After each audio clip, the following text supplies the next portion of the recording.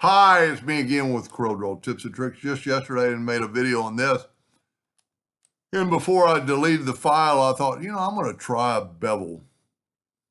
And this way it's all one color and it looks pretty cool.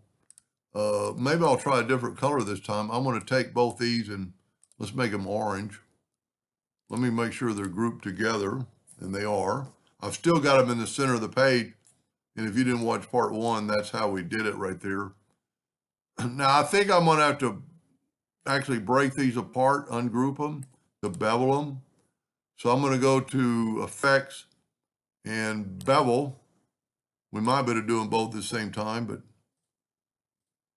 see, I thought I ungrouped them. See, it won't do them at all one time.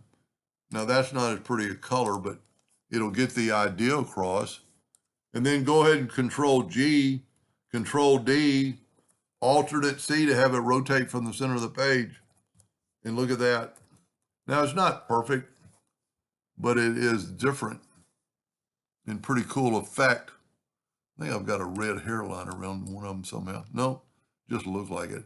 So it's not a perfect deal, but it is pretty unique.